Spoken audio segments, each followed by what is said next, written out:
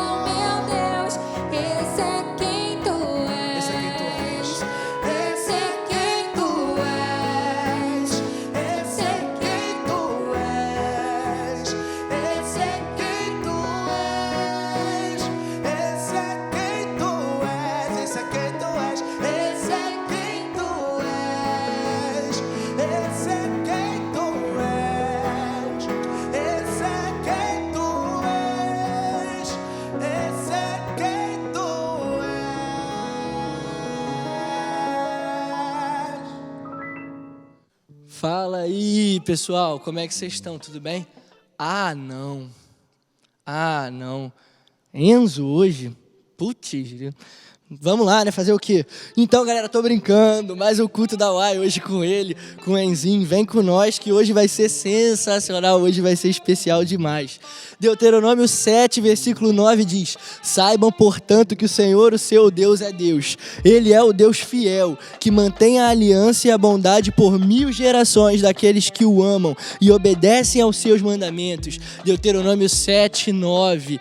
Cara, vem com nós nessa mensagem. A última mensagem do Enzo já tocou os nossos corações quando ele falou da importância da armadura de Cristo, e hoje a gente vai ouvir um pouquinho dos sonhos de Deus. Uma mensagem complementa a outra. Eu sei que ele é meio chato, eu sei que ele é meio teimoso, quem convive sabe, mas dá essa chance, vai. Assiste e manda pra geral, que tenho certeza o quanto que ele é teimoso. O coração dele é ensinável também, e Deus trabalha muito no coração dele. Eu tenho o privilégio e a oportunidade de caminhar com ele e sou ensinado através da vida dele. Então se permite, eu sei que ele é chato, tá bom, gente, mas dá essa chance pro cara. É isso, mais um culto, vamos orar. Quero orar sobre a vida do Enzo, orar sobre essa mensagem, orar sobre a nossa vida pra gente começar mais uma semana. Luan, a semana começa na segunda, tá bom, começa no domingo pra gente que é crente, vamos fingir que começa na sexta agora, porque tem culto da UAI, né? Então tá bom, não tem problema falar que vai começar mais uma semana. Pai querido, muito obrigado, Pai. Muito obrigado. Antes de pedir qualquer coisa, eu tenho que te agradecer, Pai, porque o Senhor tem sido inexplicavelmente sensacional conosco, Pai. O Senhor nos surpreende, o Senhor não desiste, o Senhor continua conosco, Pai.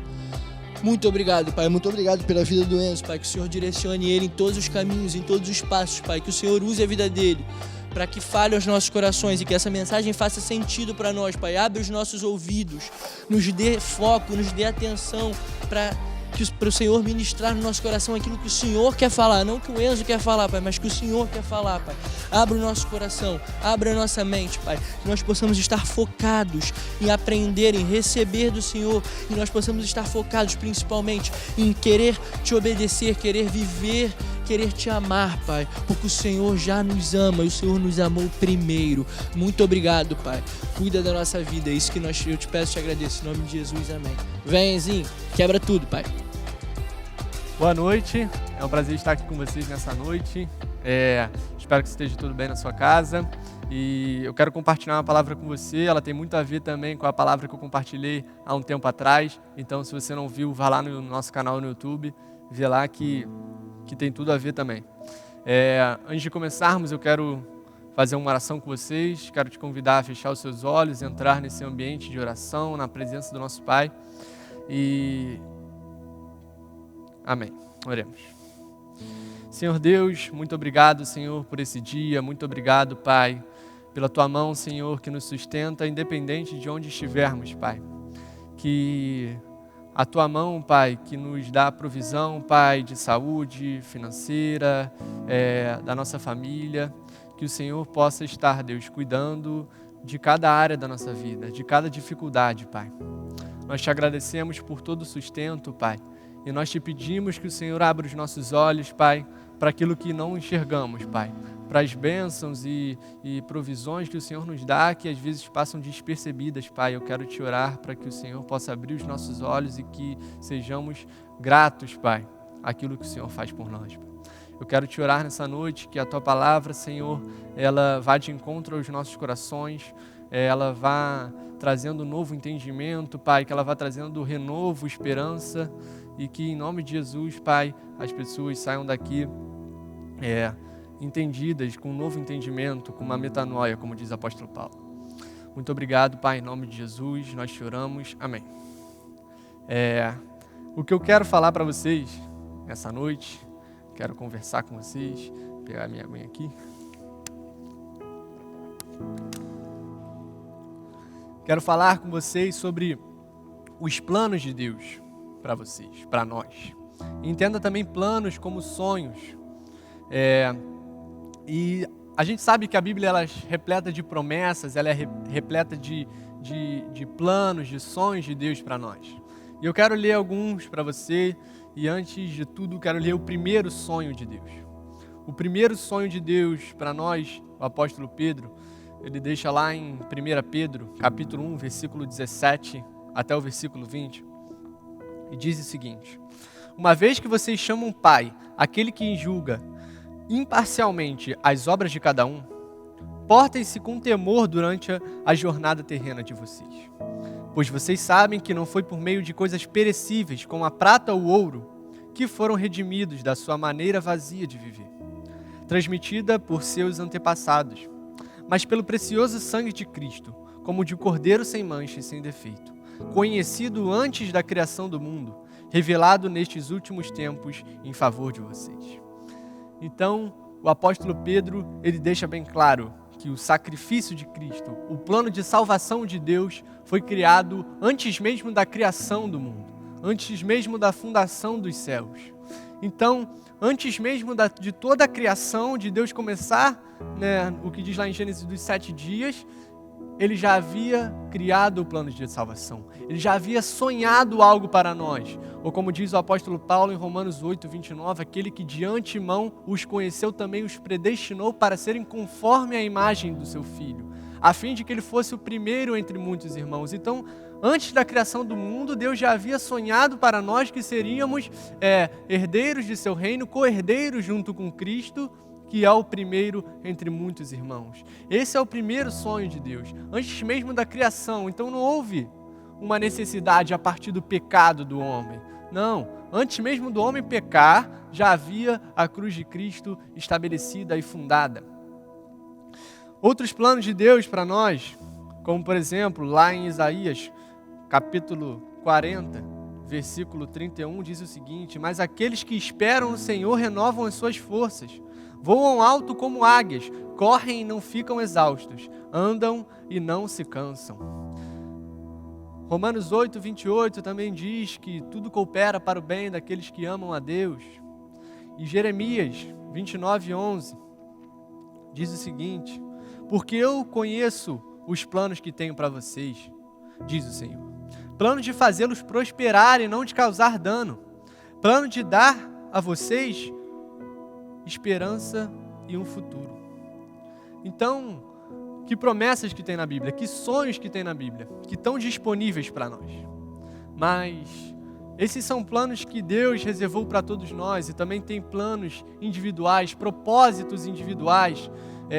Certa vez Jesus ele estava caminhando na praia, no início do seu ministério, quando ele avista nessa caminhada um grupo de pescadores, cansados, exaustos. Ele vê André, que está ali, que Jesus já conhecia André, e ele fala para eles: joguem a rede do outro lado. E Simão Pedro responde: a gente jogou a rede a noite toda, mestre, a gente está cansado, mas porque é o Senhor eu jogarei. E ele joga a rede, e a gente sabe, tem muitos peixes que eles recolhem, e eles têm que pedir ajuda para outros pescadores de tanto peixe que tinha ali. E ao sair da água, Simão se prostra aos pés de Jesus e fala: eu não sou digno de estar na sua presença, eu sou um pecador, se afaste de mim. E Jesus olha para Simão, levanta ele e fala: venha e me siga, que eu te farei pescador de homens. Então, naquele momento, Jesus dá a Simão um sonho, um plano. Lá na frente você será pescador de homens. E é verdade que a vida cristã ela é uma caminhada. Caminha comigo, venha e me siga, venha e vá aprendendo no caminho. No caminho eu vou te moldar, no caminho você tem que aprender a me obedecer. Guarda isso para você, irmão. A promessa, ela só é cumprida na sua obediência. As promessas do Senhor somente na nossa obediência. Se nós não obedecemos, nós não podemos viver as promessas do Senhor. Pois as promessas do Senhor são para aqueles que obedecem aos seus ensinamentos, que obedecem aos seus mandamentos. Ah, por quê? Porque Deus ele é um Deus meritocrático, que Ele te dá se você fizer? Não.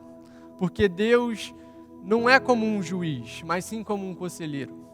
Ele sabe o caminho bom, Ele sabe o caminho mau. E Ele diz, Ele te dá o caminho bom, Ele fala, vai por aqui. E aqui você viverá o que é melhor para você. Se você for por esse lado, você não viverá o que é melhor para você. Não é que eu não fiz, Deus me castigou. Ou eu fiz, Deus me abençoou. Não, Ele te dá um conselho. Se você for por aqui, as consequências que vêm dos teus atos, de tu seguir esse caminho, não vão ser boas para você. Eu quero o que é melhor para você. Então vá por esse lado, que aqui você descobrirá quem você é, aqui você ganhará as coisas que você necessita.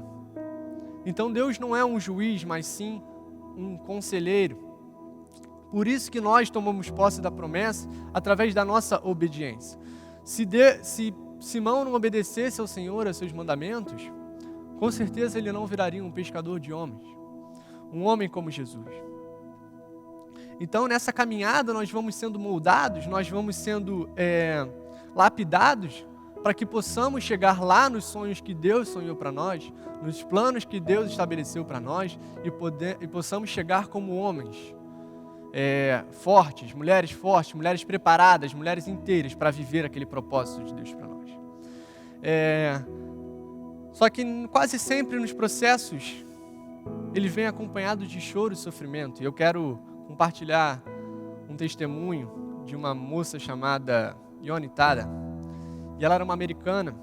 E aos seus 14 anos, Yoni Tada foi a um acampamento de verão. E lá, na pregação sobre os 10 mandamentos, o Espírito Santo a convenceu dos seus pecados. E ela olhou para dentro dela e falou: Senhor, eu não consigo, então eu necessito de um Salvador. E ela olhou para Jesus e achou esse Salvador e entregou a vida dela aos 14 anos. Mas a vida foi passando, aquele fogo foi apagando, e veio as escolas, veio o ensino médio, as preocupações, prova, o que eu vou ser no futuro. E ela, que já era atleta, muito boa, foi se deixando levar por esse lado. E as orações que antes eram profundas se tornaram orações de como: Senhor, me ajuda a perder peso. Senhor, me ajuda meu cabelo a crescer, me arranja um namorado. Então, foram orações que não tinham mais como base a vontade do Senhor, mas as suas próprias vontades. E ela contando, diz que ao fim do seu ensino médio, ela fez uma oração pelo Senhor. E uma oração totalmente guiada pelo Espírito Santo, porque naquele momento, ela vivendo o sonho de querer entrar numa boa faculdade, ela ora ao Senhor o seguinte: Senhor, eu sei que o que eu estou fazendo não te agrada. E eu não quero chegar na minha faculdade e envergonhar o teu nome, envergonhar quem o Senhor é. Então, Senhor, faça em mim a tua vontade. Faça na minha vida a tua vontade. E ela conta que algum tempo depois, a irmã dela chama ela para ir para uma praia, dar um mergulho. E ela, como era atleta, foi dar um mergulho, deu um mergulho de cabeça, só que deu um mergulho de cabeça onde era raso. E ao voltar, o pescoço vai para trás e quebra a medula, e ela se torna tetraplégica. Então ela perde o movimento das pernas e parcialmente das mãos, e então ela olha para aquilo, para aquela oração, para aquele Deus, e começa a questionar, né?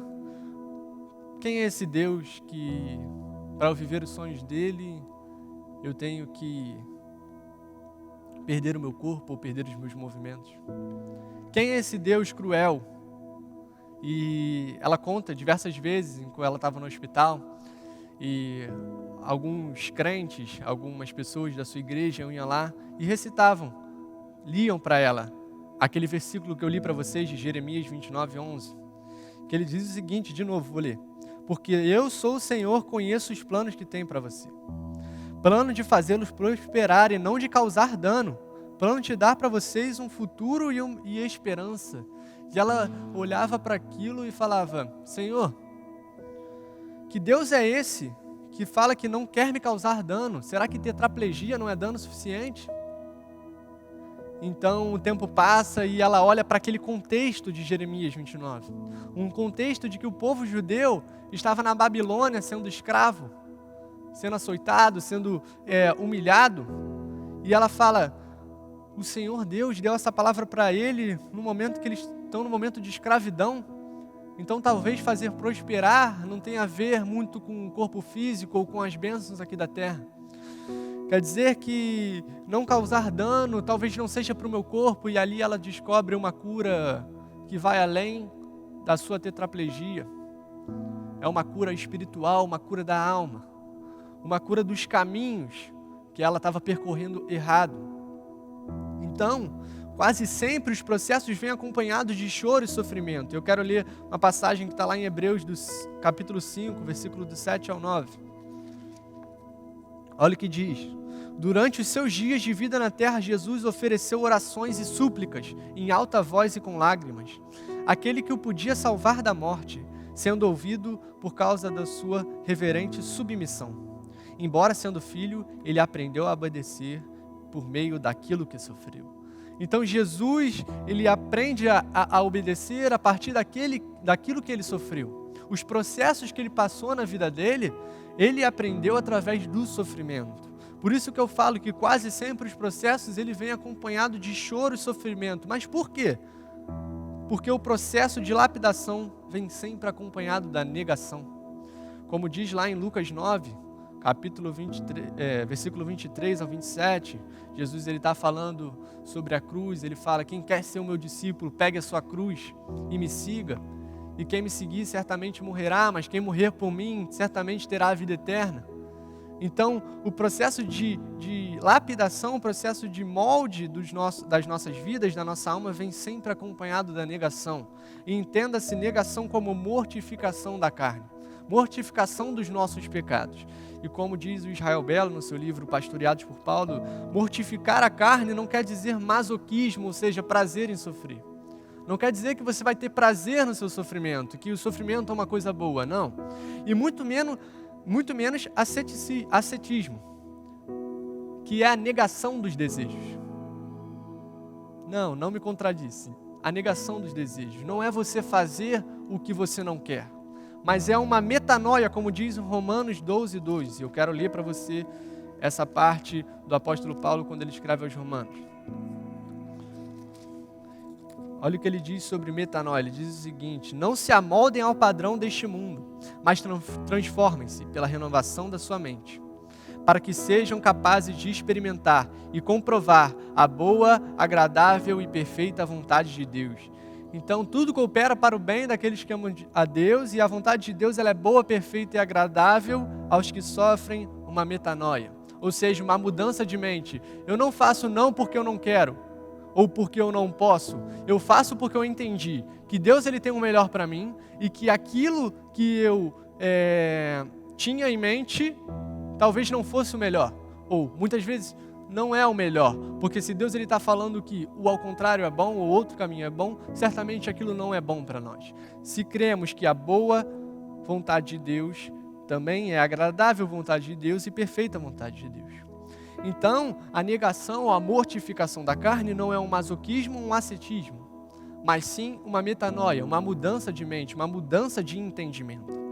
Então, nesses processos, a gente entende que a nossa vontade, quando ela vai de contravia à vontade de Deus, ela é ruim. E por isso, pelo entendimento que nós temos, nós escolhemos seguir a vontade de Deus. Olha o que diz o apóstolo Paulo também lá em Romanos 8,17. Se de fato participamos de seus sofrimentos, para que também participemos de sua glória. Ou seja, se não participamos dos sofrimentos de Cristo, também não participaremos de sua glória. Então, participar do sofrimento é negar a minha natureza pecadora, os meus desejos que vão contra a vontade de Deus, que são pecaminosos, eu não participarei da sua glória. Então, se de fato participamos do seu sofrimento, para que também participemos de sua glória. Ou seja, naquele momento, como eu contei para vocês a história de Ione e Tada, o plano dela que era entrar numa boa faculdade, ou viver o sonho americano, ser uma líder de torcida, por exemplo, ou ter muito dinheiro, que talvez se encaixasse sim no versículo de Jeremias 29, se você entender prosperar com bênçãos terrenas, com bênçãos de dinheiro, vai se encaixar sempre, mas na verdade o sentido, o princípio é totalmente o contrário. Talvez prosperar para ela não fosse entrar numa boa faculdade ou ganhar muito dinheiro, mas prosperar para ela era ter um relacionamento com a sua família, um relacionamento com Deus. Então, o conceito de prosperar já se altera aqui. E a gente entende que os processos que nós passamos, acompanhados de choro e sofrimento, apesar de serem ruins aos olhos humanos, aos olhos espirituais eles estão nos moldando para os sonhos que Deus tem para nós lá na frente. Ou seja, o que eu estou falando também, o apóstolo Paulo ele diz lá em Efésios, capítulo 1, versículo 3, quando ele diz o seguinte: bendito seja o Deus e Pai do nosso Senhor Jesus Cristo, que nos abençoou com todas as bênçãos espirituais nas regiões celestiais em Cristo. Ou seja, nós oramos por bênçãos, que Deus nos abençoe, e quando o apóstolo Paulo ele já disse que Deus já nos abençoou com todas as bênçãos espirituais nas regiões celestiais. O que ele quer dizer? Que tudo aquilo que importa de verdade lá no céu, Deus já liberou para nós. Deus já nos abençoou. Então, o sacrifício de Cristo já está liberado para nós, já está disponível para nós. Relacionamentos, amor, a vida verdadeira, ela já está disponível para nós. Então, nós oramos por bênçãos o que terrenas, como o próprio Jesus diz, essas coisas passam. Elas vão oxidar, o ouro e a prata, elas vão perder o valor. Mas as coisas que estão no céu, elas não perdem o seu valor nunca. Em outra passagem, lá em Marcos 8, versículo 36, Jesus diz: pois que adianta o homem ganhar o mundo inteiro e perder a sua alma? Que adiantava aquela mulher ganhar todo o dinheiro do mundo, entrar numa boa faculdade, ser uma boa atleta, uma atleta olímpica, seja o que ela quisesse ser, se ela perderia a sua alma? Vale mais para o Senhor a alma do que o corpo físico. Pode ver isso também quando Jesus ele vai curar o paralítico. Os amigos descem com o paralítico na frente de Jesus, e Jesus olha para o paralítico, entende a necessidade dele, e antes de falar levanta e anda, ele fala: os seus pecados estão perdoados. Deus não está preocupado com o corpo dele, Deus está preocupado com a alma dele. Por isso que ele fala: os seus pecados estão perdoados. E as pessoas olham para ele: quem é você para perdoar pecados? Ele responde: que vale mais? Eu falar para ele: seus pecados estão perdoados, ou levanta e anda? Eu tenho autoridade para falar levanta e anda. Levanta, pega a sua maca e anda. E o paralítico levanta, pega a maca e anda. Mas Deus não está preocupado com o corpo, porque nós sabemos que o corpo que nós temos é um corpo corrompido pelo pecado. Que o nosso corpo, na eternidade, será um corpo glorificado. Então, se hoje não temos uma perna, se não temos uma vista, se somos míopes ou temos astigmatia, pode ter certeza que na eternidade você não vai usar óculos, você não vai usar lente, você vai ter um corpo glorificado. Um corpo perfeito, assim como o corpo de Cristo após a ressurreição. Então Deus já nos abençoou com as bênçãos celestiais, com o que realmente importa para nós, com a salvação da nossa alma.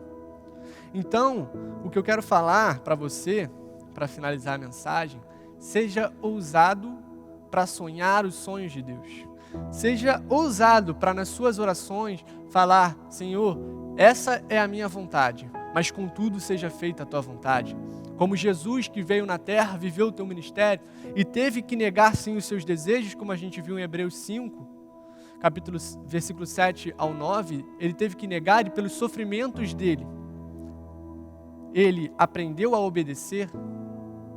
E quando ele chega no mais alto nível de sofrimento, no jardim do Getsemane, ele olha para Jesus suando sangue, ele olha para Deus orando, suando sangue, e ele fala: Pai, a minha vontade não é morrer naquela cruz, não é morrer dessa forma dolorosa, mas contudo, Pai, seja feita a tua vontade na minha vida. Contudo, seja feita a tua vontade na minha vida. Seja ousado para fazer essa oração: Pai, meu plano é passar nessa faculdade, mas contudo seja feita a tua vontade. Pai, meu plano é ser um grande ator ou ser um grande jogador de futebol, mas contudo seja feita a tua vontade, Senhor. Porque não adianta eu ganhar o mundo, mas perder a minha alma. E sonhar os sonhos de Deus, para finalizar, nem sempre quer dizer negar os teus sonhos. Tem sonhos que Deus coloca no nosso coração. Tem desejos que Deus coloca no nosso coração. E que nós devemos sonhar os sonhos que Deus deu para nós. Mas o que eu estou falando é que você deve ser ousado para levar os teus sonhos à presença do Senhor e deixar que Ele fale: esse sonho é bom para você, esse sonho não é bom para você. E se você tem sonhos, como a gente está numa pandemia, como a gente mudou a nossa rotina, com certeza a gente tinha sonhos, a gente tinha planos antes de vir isso tudo, e conforme foi passando a gente foi criando novos sonhos e veio de novo e a gente teve que mudar os nossos planos. Deus vai te dar novos sonhos, Deus vai te dar novos planos. Talvez não seja aquilo que você queira, talvez não seja muito dinheiro, talvez seja prosperar o relacionamento com a sua família dentro da sua casa, talvez seja prosperar o amor dentro do seu peito, talvez seja prosperar a generosidade de Deus quando você sair e dar o pão para quem precisa. Não pense que a provisão de Deus ou as bênçãos de Deus tem a ver com o que nós vivemos aqui, com o que é terreno. Então, ouse sonhar os sonhos de Deus para você. Leve os seus sonhos à presença do Senhor e deixe que Ele te molde. Amém? É isso, galera. Sonhe os sonhos de Deus. Que você tenha uma boa semana e um bom mês e que você ouse sonhar os sonhos de Deus. Amém. Então, galera, mais um culto da UAI. E aí, tá preparado para viver os sonhos que Deus tem para você? São muito maiores e melhores que os nossos. Mas não é fácil não, tem que abrir mão do nosso quando não é junto com ele. Luan, como é que eu sei isso? Pô, volta lá na mensagem, sensibilidade espiritual, vai alinhando a tua vontade com a dele, que Deus vai te levar longe, meu amigo. E, como ele falou, a maior bênção e prosperidade que pode ter é o que ele já deu pra nós. Ele não deve nada pra gente. Você acha que Deus te deve alguma coisa? Deve nada, já deu tudo que tinha que dar. Mas ele é tão bom que ele dá mais. Ele continua dando, ele é bom. Mas a gente se relaciona com ele não porque ele dá. Ele já deu tudo que a gente precisa e vamos agradecer a ele. Se a gente tivesse que agradecer a Deus, se Deus cobrasse que a gente agradecesse cada coisa, minha tia vozinha de 90 e poucos anos fala isso pra mim. Luan, se eu tivesse que agradecer a Deus tudo que ele já fez pela minha vida, eu ia andar de joelho, ia morrer vivendo de joelho todas as horas do dia. Então, vamos agradecer pelo menos com a nossa vida, com a nossa alma, com o nosso coração. É isso que essa mensagem tenha te tocado, que o Senhor abra os seus olhos para viver os sonhos dele. E se nesse processo o Senhor falou alguma coisa específica na sua vida, algo que tocou no seu coração e você quer conversar com a gente, não hesita, manda uma mensagem pro Enzo, ele vai te responder, eu tenho certeza, ele vai ficar feliz de ter um feedback, de saber o que Deus tocou no teu coração, quais sonhos que você precisa abrir mão, quais sonhos que Deus está mostrando que são os sonhos dele para você. Fala com o Enzo, então manda uma mensagem lá no Instagram da UAI, fala com o teu líder de vibe. Não tem um líder de vibe? Tenha, vem pra vibe, vai ser sensacional. E vamos junto, galera. Eu sei que tá difícil, a vida tá difícil, tá complicada, a situação tá complicada, mas a gente precisa apoiar uns aos outros, amar uns aos outros, abraçar uns aos outros, e assim a gente vai vivendo. Um ajuda o outro e assim a gente vive o reino de Deus. É isso, família. Abraço, mais uma sexta muito abençoada. A gente ama muito vocês do fundo do coração. Um beijo.